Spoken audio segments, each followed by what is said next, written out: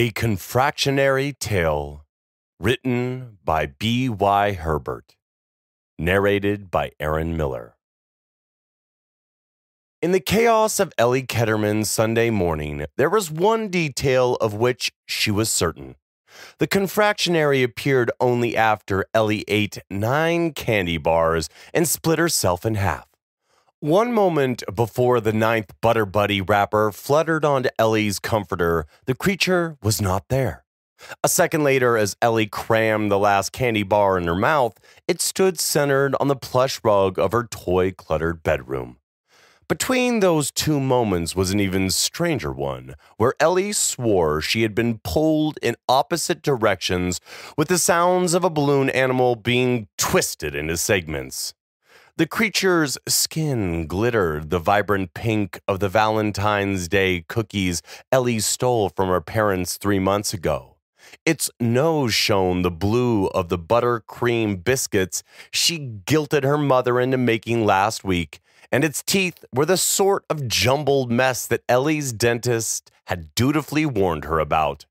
When the creature's egg-shaped eyes landed on Ellie, it spoke in a voice that was identical to hers, except for a vague stickiness. Before you say anything, I'll remind you of the questions you've been asking yourself for years, the creature said as it folded its gooey arms over its chest. Where is the refrigerator for chocolate milk? Where are the stacks of cupcakes in every color? Where are the bed sheets made of taffy? Nowhere, and nowhere will not do. While most children would have been stunned, Ellie hopped off her bed, walked up to the creature, and jabbed it in the tummy with an index finger. What are you doing in my room? She inspected her hand and found a glob of pink frosting congealed on her fingertip. And what are you? What am I? The creature held a hand to its chest. I'm you, or rather, I'm the fraction of you that loves candy. Scholars call me the Confractionary, but you may call me smart.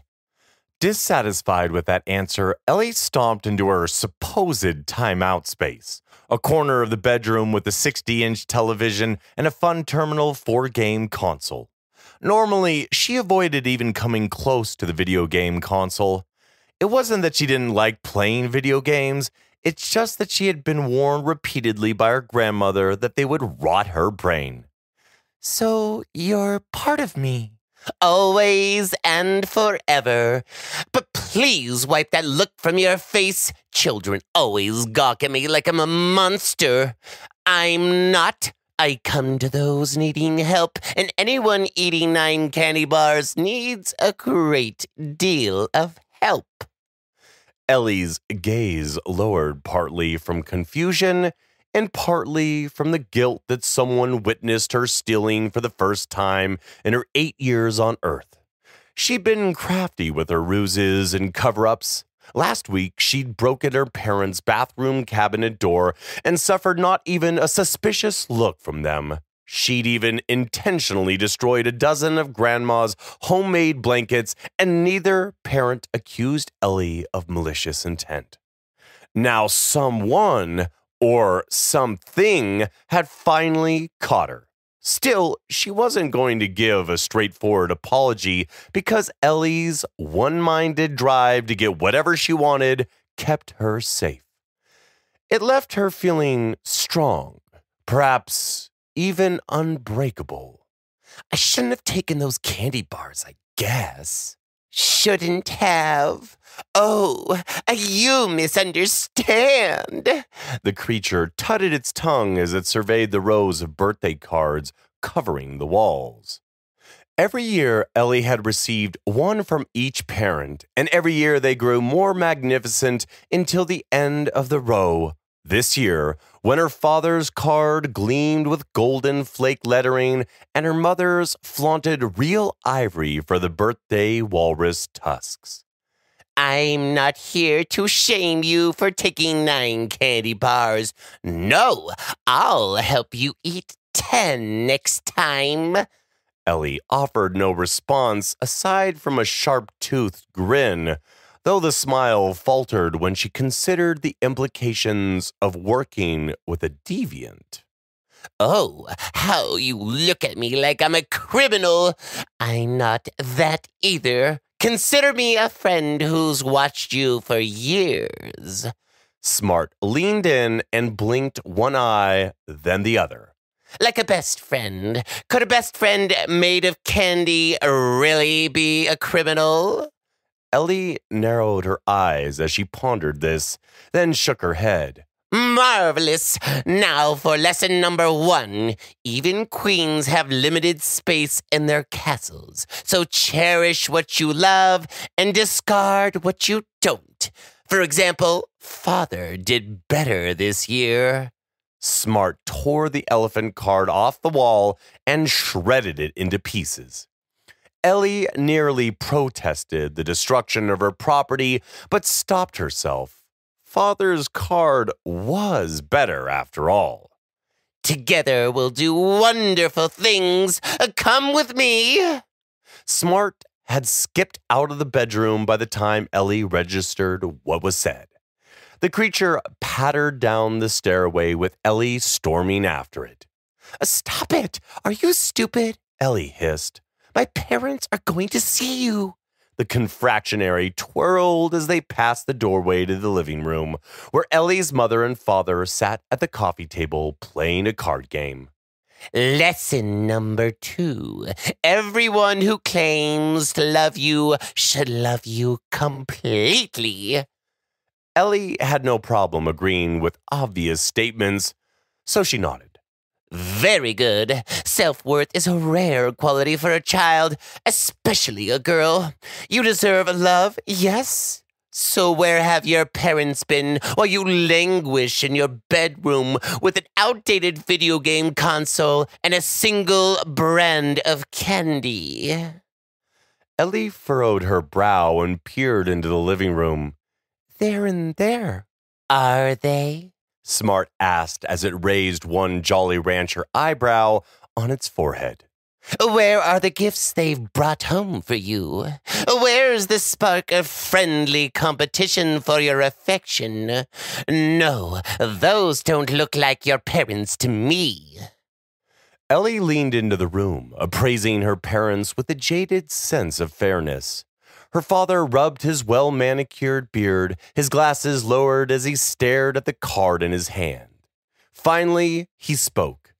It says here I'm an empath with an Aries moon, and right now Jupiter's in Pisces. Ellie's mother gasped and brought her thin hands to her full, red lips. Darius, is that why you forgot to take the trash to the dump and then ate all my ice cream? Darius shrugged his broad shoulders and nodded thoughtfully. Must be, Angie. There's no other explanation for it. Oh, Darius, I love it when you're spiritual and mysterious. Angie leaned in and embraced Darius until their lips met.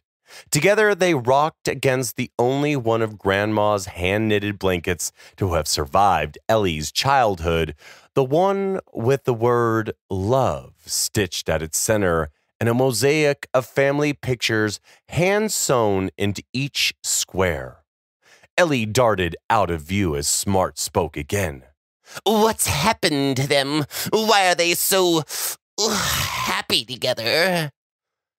They went to therapy. Ellie crossed her arms and glared at the floor. Ooh, physical therapy? The creature gasped and took a quick step away. No, couples therapy. Smart leaned forward and bared its broken teeth. That's even worse. It spun and marched down the long hallway, plastered with dozens of Ellie's portraits, as the little pink monster waddled into the kitchen, its feet sticking to the linoleum and smacking with every step. It dragged one hand across the polished metal refrigerator. Pictures of other children? It said as magnetic photos of cousins and friends showered to the floor in a skittering, clattering cacophony. Ellie grinned even wider than before. They were pictures of other children after all, and why would other children have a place in Ellie's kitchen? "Ellie, my love," her mother called. "My dearest Ellie," her father yelled. The two sets of footsteps rushed into the kitchen as Ellie's parents skidded to a stop and stared down at her. When Ellie looked backward in a panic, she found the confractionary had vanished. "My sweetest girl," said her mother. "My most precious," said her father. Then, as their old manner of speaking stopped, the new behavior started. Instead of showering Ellie with kisses, smothering her in hugs, or offering alternating promises of larger toys or day trips of escalating grandeur, they pulled one another close and nodded as if in unspoken solidarity. Where once they had been best friends with Ellie, now they reminded Ellie of a brick wall, blocking her from all the goodness in life. They reminded her now of her grandmother. "Ellie," they said together, looking into each other's eyes and gesturing as if to say, "No, after you." Ellie didn't bother hiding her disgust. Her mother took the opportunity. "Ellie, sweetie, what happened?" For a moment, Ellie's mouth hung open while her mind raced to conjure an appropriate excuse. "The wind blew the picture down, obviously." When a sufficiently long pause followed, unbreakable Ellie still refused to concede anything and added for good measure, "Sorry, but it's not like I can control the weather, Mom." Her father rubbed his chin suspiciously. "Ellie, the windows are all closed." "I closed them right after. What?" Ellie jutted her chin out and pouted. "You don't believe me?" It appeared her father was about to say something when Ellie's mother squeezed his shoulder. "Oh, my smart little girl, how about this?" she said, leaning down and bringing her chocolate brown eyes near Ellie's. "If you clean this up, we'll take you to the park." "What, like together?" Ellie asked. "Yes, together." Her father wrapped his arm around her mother's waist. "Fine," Ellie mumbled, then straightened her posture. "After that, one of you will take me to the candy store, and whoever doesn't will take me to the arcade?" "Well, that's certainly an attitude. You get that from your Her father glanced back at her mother guiltily, then shook his head. "Most important friends at school. But no, Ellie, we enjoy the park, so we'll go together, and we can all have fun. Besides, I'm not sure you need to go to the candy store." He loomed close as he asked his question, his eyes locked on Ellie's lips as if waiting to inspect the words as they flew from her mouth. "Have you seen the Butter Buddy bars?" More questions and more doubts. What happened to her parents? What would happen to Ellie if they kept up these interrogation tactics? She clenched her fists, turned her nose down, and glared back. It would take a lot more than that to break Ellie. "I have not, Father. Maybe you ate them and forgot." Her father paused with his mouth hanging open but snapped his jaw shut when Ellie's mother tugged at his sleeve. "That's a good enough answer for us, and we can still go to the park," her mother said while giving her father a calm nod. "If you clean this up, of course, because if the windows were open, it wasn't either your father or I who left them open." Saying nothing more, her mother led her father out by the wrist and left Ellie alone in the kitchen. From the hallway, they recited the same nonsensical phrase they'd repeated since beginning couples therapy. Love is not a zero-sum game. When their voices vanished, a quiet placidity remained, broken only by the ice maker clattering beside Ellie and her stomach churning with something like regret, dread, or 9 Butter Buddy bars. The exchange hadn't left Ellie thinking she had done something wrong, but her parents' manner of speaking, it had been so scolding. The nearest cabinet exploded. A 0 yum game is more like it, Smart said, launching out into a cascade of fruit leather, peanuts, and a handful of packaged pistachios. Frantically, the monster dug through the avalanche of healthy snacks. Where is the candy? Where are the toaster smacks? Do you even have cereal? Ellie! Ellie's mother called. I'm trying to get paper towels. It'd be easier if you didn't leave them behind the sink, Ellie said as she climbed on the counter and crammed the snacks back into the cabinet. Her parents had never caught Ellie causing trouble, and she wouldn't let a candy monster break her 8-year winning streak. Smart burst from another cabinet, this one under the sink. In one hand, it clutched a lighter, and in the other, it gripped a bottle of lighter fluid. Lesson number 3. There is no avoiding the things that hurt you, but you can destroy them before they have the chance to break you, the creature said as it ran, laughing toward the hallway. Gleefully, it screamed, "Ooh, we're burning Grandma's blanket!" While Ellie might have agreed to such destruction while her parents weren't home, they were only 15 feet above her. In addition, Ellie has a more intimate reason for stopping this insanity. Grandma's last blanket survived so long for a good reason. When Ellie read love sewn on its center, she could hear her grandmother saying it. And she remembered how different that word sounded when spoken in that caring voice. She could not forget that feeling her grandmother's words invoked, nor did she want to forget. Ellie grabbed the creature by the hand as it tried to blaze past her. "Wait, ew!" Ellie said as her fingers sank into the pound cake that made up the confractionary's wrist. The creature stopped, its head facing the living room, and not a twitch betrayed the dangerous stillness of its buttercream body. Ellie spoke cautiously. "Why burn Grandma's blanket?" The creature's head spun, its eyes now covered in red polka dots as it hissed. "Because it's scratchy and smells like minestrone soup, and we hate it." It wrenched its wrist free and fled down the hallway. "No!" Ellie squealed as she ran after the monster, dashing through the hallway and past the stairway. As she turned into the living room, the confractionary leapt over the leather armchair, snatching the old crochet blanket off the sofa, and threw it into the brick fireplace. "This is what you want, Ellie!" The confractionary screeched as it held the lighter fluid over the fireplace. "Take what you need and destroy what you hate, because those parents aren't doing anything for you anymore.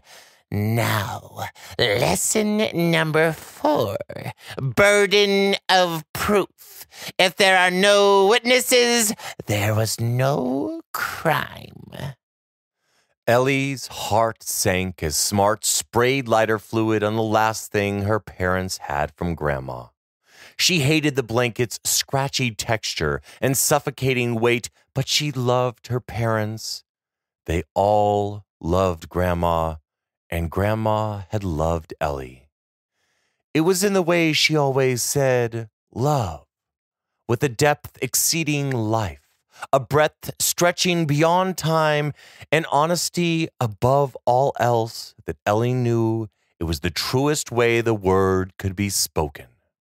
Now that blanket with that word awaited its end in the fireplace. Just then, the space around Ellie's heart felt as if it cracked, leaving her not quite shattered, but a little broken. Perhaps Grandma's warnings about video games hadn't come from hatred for fun. Perhaps her instincts about giving Ellie one candy per weekend hadn't come from a distaste for the delicious. Perhaps all that endless fun and decadence had been what set Ellie wrong in the first place. What else would have put this evil creature inside her? And what, for that matter, could destroy it? She knew the answer, she always had, and she hated it. But it was the only way to end this and the only way to save the memory of her grandmother. Her ceaseless drive to take from others had left her insides hard and brittle as the confractionary, and to remake her own brittle heart, Ellie understood she needed to break it first.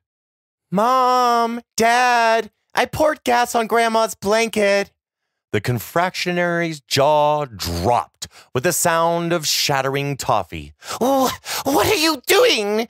"And I knocked the magnets off the fridge." "Stop it!" the confractionary said as its arm disintegrated, frosting pouring from its shoulder and spinning into clouds of cotton candy.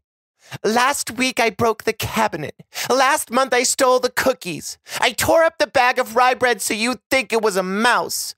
Before Grandma died, I ruined her other blankets too." Smart's face twisted as its jaw swung crooked, Cadbury egg filling dripping from its eyes, and hot fudge poured from its lips as it tried to speak. There was no fear in its eyes, though, only a deep hatred for rules, regulations, and above all, the little girls who followed them. "Mom! Dad!" Ellie shouted as she took a defiant step toward the melting creature. "I ate the Butter Buddy bars." Following those 6 words was another sound, much like a balloon animal being untwisted. All the cotton candy clouds vanished. The sticky footprints on the floor dissolved, and the house seemed perfectly peaceful despite the 2 sets of footsteps crashing down the stairwell. Her mother and father rounded the corner, but rather than shower her with kisses, they towered over her and stared. "Ellie?" Her father snatched the lighter off the floor while her mother breezed past and ripped the blanket out of the fireplace. His voice came strained, as if trying to squeeze a scream into something that would appropriately fit into the small room. "Why would you do this?" Once, months ago, her parents would eventually cave and forgive Ellie for backtalk or other naughtiness without any prompting, but not anymore. She considered telling them about Smart, but weighed this against her history of unpunished thieving, swindling, and sabotage. Thinking about it, she couldn't remember all the big lies, let alone the little ones. If taking ownership of today's misdeeds would offset the others even a little, then Ellie would do so. "I don't like the blanket because it's scratchy and smells like soup. I swung from the cabinets because it was fun, and I don't like rye bread because it's gross." There was another pause as her parents glanced at each other. Ellie squeezed her eyes shut, waiting for something new, something foreign, perhaps beatings or torture or whatever adults learned in couples therapy. Instead, they did what Ellie least expected. They both showered her with kisses. "My sweetest," said her mother. "My most precious," said her father. After 2 minutes of hugging and her parents trying to pull Ellie closer, her mother finally stepped away, announcing, "Well, I'm sure the therapist would tell us we should be scolding you. I think we all know this mess is her fault anyways. As I've always told your father, we can't punish you for acting out when you have a good reason to." Her father crossed his arms. We're sorry, love bug. We know how important these extra hours on the weekend have been for you, and like your mother, you're clearly stubborn about keeping them. So it's decided. Her mother gave an affirmatory smile. We'll stop couples therapy. We're in a good place anyway. Those 2 hours belong to you, my sweetest. Ellie paused to absorb this, relishing that familiar sweetness of satisfied expectation. For whatever Ellie desired, Ellie obtained. The world felt right once more, and while this spread a grin across her face, the sight in the mirror froze her in place. Ellie's reflection appeared smugly satisfied, devious even, her purple dress frilled at the knees and puffed at the shoulders. She had her mother's chocolate eyes, a hint of her father's chocolate-colored skin, and actual chocolate smeared around the lips. She furrowed her brow. How had her parents missed the chocolate on her face from the Butter Buddy bars? It was right there, caked around her cheeks. For that matter, how could they believe the wind knocked the magnets off the fridge when the windows couldn't open? How did they believe Ellie ran into their cabinet door after it swung into the hallway? That door couldn't swing into the hallway. She twisted these questions in her mind over and over until, to Ellie's horror, she concluded that her parents knew everything. In all likelihood, they had known the entire time. Ellie had not gotten away with her misdeeds because of cleverness. She had avoided punishment because of malignant forgiveness. As her mother swooped in again and both parents hugged her, she suddenly understood. By the way their arms writhed and squeezed, they weren't trying to hug her tighter. They were trying, perhaps unconsciously, to pull her away from one another. Ellie frowned at the realization that her parents' competition might not be so friendly. A voice spoke in Ellie's mind. It was a stickier version of her own. Much like needing a mirror to find a smear of chocolate on your lips, sometimes your mind needs reflections too. Sometimes they say you need something broken on the inside before you can see what's broken on the outside. Her mother interrupted the voice. Why don't we skip the park? I'll take you to the candy store instead, and it'll be the best time. Her father gave her mother an appalled expression and then spun his gaze directly to Ellie. After that, I'll take you to the arcade for an even better time. There was something sticky in their words, too, and Ellie, for the first time in her life, decided to take action in the name of decency. I'd rather go to the park with both of you, but first I want to clean Grandma's blanket, she said firmly. Oh, nonsense, her mother said, balling the old blanket up and throwing it into the living room trash bin. It's covered in lighter fluid, and that's not safe. Besides, it's utterly destroyed. Ellie's heart sank upon realizing that the lighter fluid had bled the coloring of the blanket into an unrecognizable mess. Still, she crossed her arms and did her best imitation of grandmother's stern look. I want to go to the park with both of you. Her parents gawked at each other in surprise, which slowly settled into hesitant confusion. To the park, then, I guess, her mother finally said. Her father's mouth hung open like a broken cabinet door, completely unhinged. I suppose we'll get ready then. They shuffled from the room in utter bafflement, leaving Ellie in contemplative silence, which mirrored her newfound truth. The silence was threatened by the snide and sticky sweet voice. Their problems aren't yours, Ellie, and they never should have been. Shaking off that thought, Ellie gently uncrumpled the blanket, which was damp and reeking of lighter fluid, then began carefully inspecting it square by square.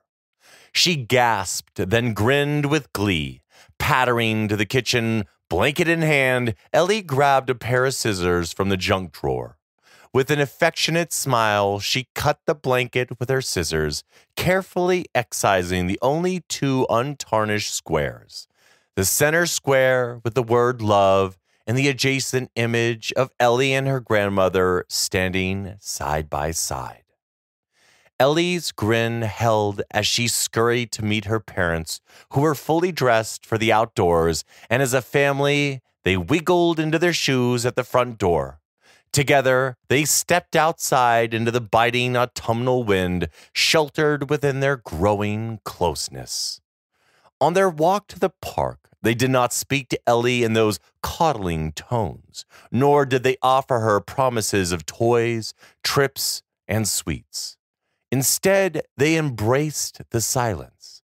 Contented by each other's presence, a whisper broke through, but could barely hold against the quiet stretched between them. The park, then. No candy, no video games. Not the decision I would have made, nor the one your parents would have. But there will be plenty of time later for... The confractionary's voice faded fully into that comfortable silence. Maybe it was the overwhelming memory of her grandmother that had muted the whisper. Or maybe it was because her world had changed, expanding into a vastness where all her petty desires vanished along with that tiny, insignificant voice. Most likely, though, the creature was silenced by love, stitched into the section of her grandmother's blanket, now held in the breast pocket close to her heart. She wondered to herself, was it strange that that blanket seemed so much warmer now that it was broken? Surely there was a lesson number 5 in that question. Perhaps sometimes things must break before becoming whole.